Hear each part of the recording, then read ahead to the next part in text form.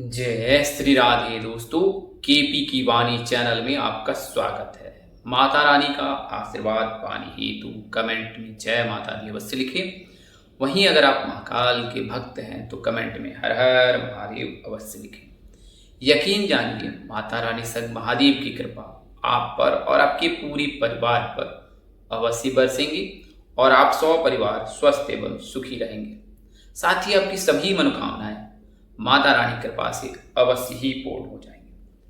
दोस्तों, आज की वीडियो में आपको सावन के महीने में जिन राशि को अचानक से लाभ मिल सकता है उसके बारे में विस्तार से बताऊंगा और साथ ही सावन के महीने में ग्रहों की स्थिति और मंगला गौरी व्रत की तिथि यह भी जानकारी मैं आपको दूंगा।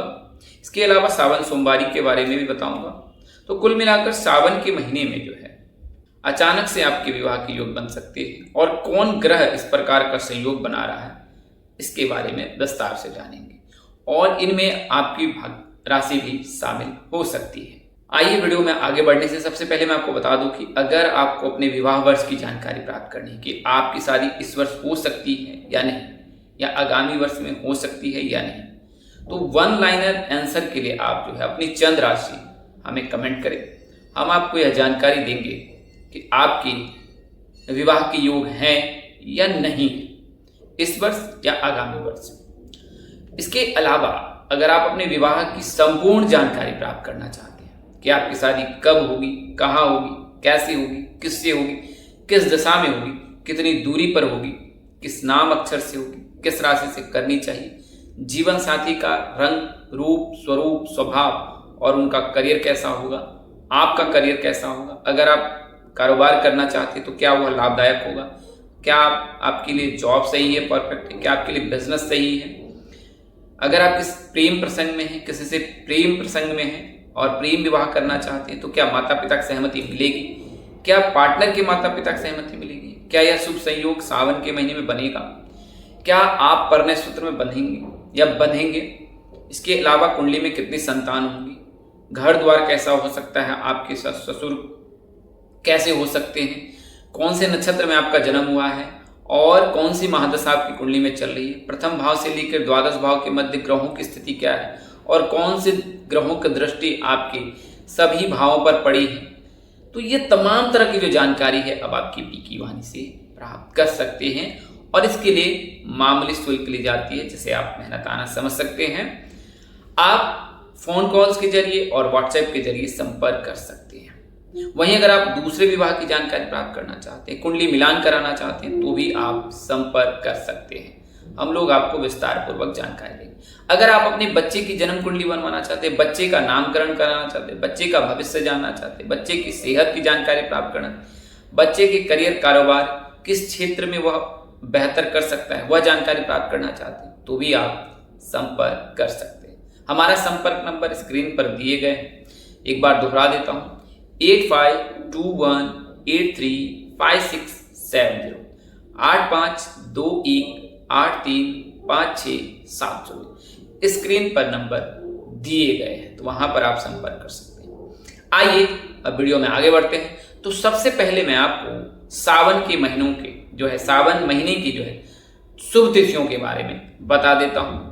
हमें से कई ऐसे जातक हैं जो पहली बार आप केपी की वाणी चैनल पर विजिट कर रहे हैं तो उन्हें मैं यह जानकारी देना चाहता हूं। पुराने जितने भी व्यूवर्स हैं या सब्सक्राइबर उन्होंने यह जानकारी प्राप्त की है पूर्व में भी, नए व्यूवर्स को मैं बताना चाहूँगा कि सावन के महीने की शुरुआत 30 जुलाई से हो रही है और इसका समापन जो है 28 अगस्त को होगा, सावन महीने का समापन। और सावन महीने में इस साल 4 सोमवारी है, 3 अगस्त को, 10 अगस्त को, 17 अगस्त को और 24 अगस्त को। इसके अलावा 4 मंगला गौरी व्रत रखा जाएगा, 4 अगस्त को, 11 अगस्त को, 18 अगस्त को और 25 अगस्त को। और इसके पश्चात 28 अगस्त को जो है सावन महीने का समापन हो जाएगा, यानी कि सावन पूर्णिमा जो है 28 अगस्त को है और इस तिथि पर ही रक्षाबंधन का त्यौहार मनाया जाएगा। तो सावन के महीने में जो है 3 तारीख, 10 तारीख, 17 तारीख और 24 तारीख जो अगस्त का महीना है, इस तिथि पर आप सावन सोमवारी का व्रत रख सकते हैं, रख सकती हैं। और वहीं 4, 11, 18, 25 इस तिथि पर आप मंगला गौरी का व्रत रख सकती हैं। तो सावन सोमवार और मंगला गौरी व्रत रखने से जो है शीघ्र विवाह के योग बनते हैं और दाम्पत्य जीवन में मधुरता आती है। मंगला गौरी व्रत रखने से पुत्र रत्न की भी प्राप्ति के योग बनते हैं। तो इस व्रत की महिमा बहुत अनुपम है और महिलाएं जो है सुख और सौभाग्य में वृद्धि के लिए जो है मंगला गौरी व्रत रखती हैं। अविवाहित लड़कियां जितनी भी हैं वो भी जो है मंगला गौरी व्रत रख सकती हैं और इस व्रत को रखने से जो उनके शीघ्र विवाह के योग बनते हैं और मनचाहा जीवन साथी भी मिलता है। तो मंगला गौरी के व्रत के दिन जो है आप स्नान ध्यान करने के पश्चात लाल रंग वस्त्र धारण कर जो है आप भगवान शिव और माँ पार्वती की पूजा करें और पूजा के समय एक चुटकी कुमकुम जो है माँ पार्वती को अर्पित करें और उस समय ओम सृष्टिकर्ता मम विवाह कुरु कुरु स्वाहा इस मंत्र का आप अवश्य ही जाप करें या उच्चारण करें तो आपके शीघ्र विवाह के योग बनेंगे। इसके अलावा आप माता रानी से जो है शीघ्र विवाह की भी कामना कर सकती है।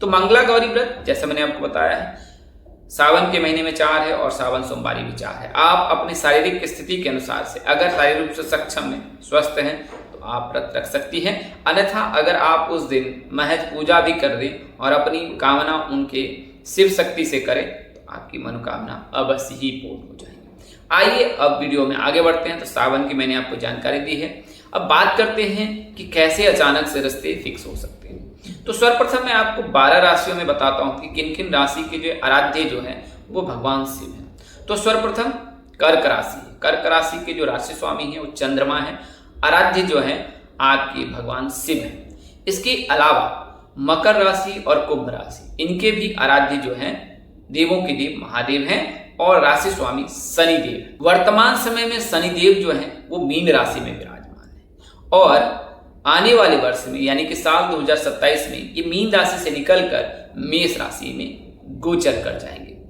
तो इसके अलावा राहु और केतु ये 3 जो ग्रह हैं ये 3 ग्रहों की वजह से जो है रिश्ते अचानक से फिक्स होते हैं। अचानक से आपके लिए रिश्ते आ सकते हैं, अचानक से रिश्ते तय हो सकते हैं, अचानक से शादी भी तय होती है। तो ये तब बनता है जब इन तीनों ग्रहों की जो है शुभ दृष्टि बन जाती है। तो आइए इन तीनों ग्रहों के बारे में विस्तार से जानकारी प्राप्त करते हैं। तो सबसे पहले मैं आपको शनिदेव के बारे में बताता हूँ। शनिदेव जो न्याय के देवता है, कर्म फलदाता है और मोक्ष प्रदाता है और उन्हें यह अधिकार जो है देवों के देव महादेव की कृपा से प्राप्त हुई है। और शनिदेव जो है मकर राशि और कुंभ राशि के स्वामी हैं और तुला राशि में ये उच्च के होते हैं, यानी कि तुला राशि के जातकों को ये शुभ फल देते हैं, वहीं मकर राशि और कुंभ राशि के ये स्वामी हैं। एक राशि में शनिदेव 2.5 वर्ष तक रहते हैं और जिस राशि में शनिदेव रहते हैं उस राशि पर शनि की जो है 7.5 का दूसरा चरण चलता है और इसके पीछे वाली राशि पर तीसरा चरण और इसके आगे वाली राशि पर पहला चरण चलता है।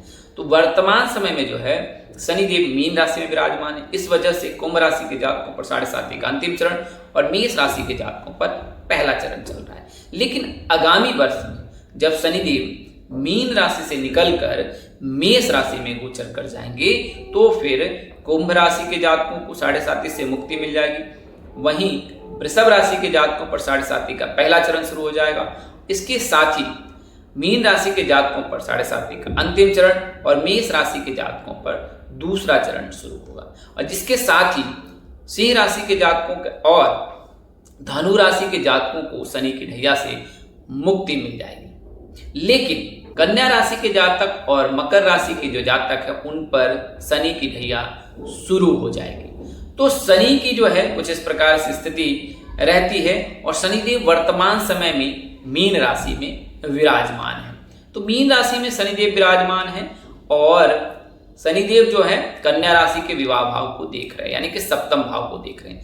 आसान शब्दों में कहें कि अगर आपके विवाह भाव में शनिदेव विराजमान है या शनि विराजमान है तो फिर जातक के विवाह या जातिका के विवाह में जो देर होती है उसका मुख्य कारण घर परिवार, जान पहचान या मध्यस्थ व्यक्ति होता है।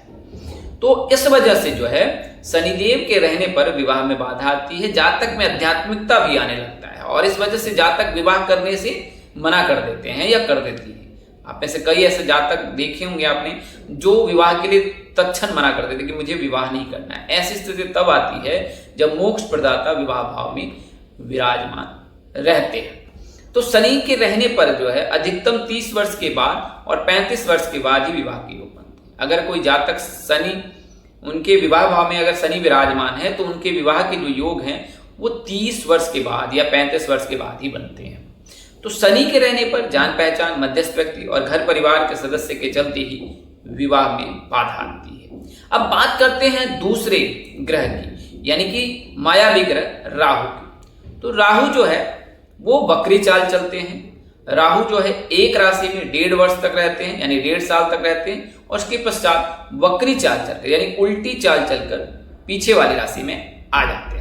वर्तमान समय में जो राहु की स्थिति है वो कुंभ राशि में विराजमान है और 5 दिसंबर तक इस राशि में विराजमान है, और 5 दिसंबर को जो है ये वक्री चाल चलकर मकर राशि में गोचर कर जाएंगे और यहां से फिर 1.5 साल तक मकर राशि में रहेंगे। तो राहु एक मायावी ग्रह है, एक छाया ग्रह है। वो आपको दिग्भ्रमित करता है, बुद्धि भ्रमित करता है और एक ऐसा माया जाल बुनता है राहु जिसमें आप फंसते चले आते हो। तो राहु कभी कभी अगर किसी व्यक्ति विशेष पर उनकी कृपा बरसती है तो वो जातक शीघ्र ही सफल हो जाता है। फिर चाहे करियर हो, कारोबार हो, विवाह के योग हो, लव मैरिज के योग हो, ये सारे जो योग हैं वो राहु ही बनाता है। तो सावन के महीने में राहु जो है कुंभ राशि में विराजमान है, तो कुंभ राशि के जातकों को अचानक से लाभ मिल सकता है, इसकी संभावना है, क्योंकि कुंभ राशि के जो आराध्य हैं देवों के देव महादेव है। और जब भगवान शिव की आप पूजा उपासना करते हैं तो राहु, केतु, शनि, मंगल सब प्रसन्न हो जाते हैं, शुक्र, सभी ग्रह प्रसन्न हो जाते हैं। शुभ और अशुभ ग्रह सभी जो है साष्टांग वहां पर दंडवत प्रणाम करते हैं भगवान शिव के शरण चरण में। तो जब आप सावन के महीने में भगवान शिव की पूजा आराधना करते हैं तो इससे जो है मायावी ग्रह, पापी ग्रह सभी जो है आपकी कुंडली में शुभ फल देने लगते हैं। तो कुंभ राशि के जातक जो भी जिनके लग्न में अभी राहु विराजमान है तो ऐसी स्थिति उत्पन्न होगी सावन के महीने में जब आप भगवान शिव की पूजा आराधना उपासना करेंगे तो उससे प्रसन्न होकर राहु जो है अचानक से आपको लाभ दे सकते हैं और यह लाभ आपके लिए सकारात्मक हो सकता है। और अगर अविवाहित हैं आप तो आपके लिए रिश्ते तय होने के भी योग बनाते हैं, यानी कि सावन के महीने में आपको इसका लाभ देखने को मिल सकता है अगर आप कुंभ राशि के जातक हैं। अब बात करते हैं केतु। केतु भी मायावी ग्रह है राहु की तरह, लेकिन केतु जो है आध्यात्मिकता लाता है। केतु जो है अच्छे कर्म करने को शुभ फल अवश्य देते हैं। तो केतु जो है वर्तमान समय में सिंह राशि में विराजमान है और 1.5 वर्ष तक ये सिंह राशि में विराजमान रहेंगे और 1.5 वर्ष इनका जो है 5 दिसंबर को पूरा होगा और 5 दिसंबर को ये फिर वक्री चाल चलकर सिंह राशि से निकलकर कर्क राशि में आ जाएंगे। केतु जो है वो 1.5 साल तक एक राशि में रहते हैं और 5 दिसंबर को जो है केतु सिंह राशि से निकलकर कर्क राशि में आ जाएंगे और उस समय से फिर सिंह राशि के जातकों को शुभ फल प्राप्त होगा। लेकिन सावन के महीने में केतु के रहने पर भी जो है जब आप भगवान शिव के शरण चरण में रहेंगे, उनकी विशेष पूजा अर्चना करेंगे तो आपको अचानक से लाभ मिल सकता है अगर आप सिंह राशि के जातक हैं। तो 3 ग्रह जो है, एक पहला प्रथम ग्रह जो है वो है शनिदेव और दूसरा ग्रह राहु, तीसरा ग्रह जो है केतु। ये तीनों ग्रहों की जो है चाल जो है अनोखी होती है और ये कब व्यक्ति विशेष को धनवान बना दे, कब व्यक्ति विशेष को जो है फर्श पे ला दे, ये कोई नहीं जानता है। तो सावन के महीने में इससे जो है लाभ मिल सकता है। जैसा मैंने आपको बताया कि शनिदेव के रहने पर 30 वर्ष के बाद ही विवाह के योग बनते हैं, उसी प्रकार से केतु के रहने पर भी 30 वर्ष के बाद ही विवाह के योग बनते हैं। और जब केतु विवाह भाव में रहते हैं तो गुप्त शत्रु की वजह से जो है विवाह में बाधा आती है, यानी कि आपको पता ही नहीं होता है कि विवाह में बाधक कौन है और उनमें से कोई एक ऐसा होता है जो आपके हितैषी भी होते हैं और आपके लिए बुरा भी सोचते हैं, तो ये गुप्त शत्रु कहलाते हैं। तो केतु के रहने पर जब गुप्त शत्रु की वजह से जो विवाह में बाधा आती है और विवाह वर्ष जो है 30 वर्ष के बाद योग बनाता है। वहीं राहु जो है, राहु अगर विवाह भाव में है तो 27 वर्ष के बाद विवाह के योग बनाते हैं। तो राहु के रहने पर 27 वर्ष, केतु के रहने पर 30 वर्ष और शनि के रहने पर जो है 30 वर्ष के बाद ही विवाह के योग बनते हैं। आइए अब मैं आपको जो है राशि के आधार पर, यानी कि इन 3 राशियों के आधार पर किन 3 राशि के जातक के योग बन रहे हैं, और 2 अन्य भाग्यशाली राशि के जातक हैं जिनको सावन के महीने में लाभ मिलने वाला है, अचानक आपके रिश्ते तय होने वाले हैं और अमीर खानदान से ऊंचे कुल में जो आपके विवाह के योग बनेंगे, और नवंबर और दिसंबर में आपके घर शहनाई बजने वाली है। तो राहु जो है वर्तमान समय में जो है कुंभ राशि में विराजमान है और सिंह राशि के जातक के विवाह भाव को देख रहे हैं। सिंह राशि में केतु विराजमान है और कुंभ राशि के जातक के विवाह भाव को देख रहे हैं, यानी कि यहाँ पर अदला बदली हो रही है। तो राहु जो है सिंह राशि के जातकों के लिए शुभ योग बना सकते हैं अगर आप भगवान शिव की पूजा उपासना करते हैं। वहीं केतु जो है सिंह राशि में विराजमान है तो कुंभ राशि के जातकों के लिए शुभ योग बना रहे हैं। अब बात करते हैं शनिदेव की। तो शनिदेव जो है मीन राशि में विराजमान है और कन्या राशि के जातक के विवाह भाव को देख रहे हैं। तो शनिदेव के जो आराध्य हैं, देवों के देव महादेव, तो अगर आप कन्या राशि के जातक हैं, आपको लाभ प्राप्त करना है तो आप भगवान शिव की पूजा उपासना आराधना अवश्य करें। आपको इसका विशेष लाभ देखने को मिलेगा सावन के महीने में। इसके अलावा जो अन्य राशियां हैं उनमें से जो है गुरु के रहने से मकर राशि के जातक के, क्योंकि गुरु जो है वो कर्क राशि में विराजमान और मकर राशि के विवाह भाव को देख रहे हैं, तो वहां पर कर्क राशि और मकर राशि के लिए शुभ योग बनाएंगे। और वहीं शुक्र जो है वो कन्या राशि में विराजमान हो होंगे, मीन राशि के जातक के विवाह भाव को देखेंगे।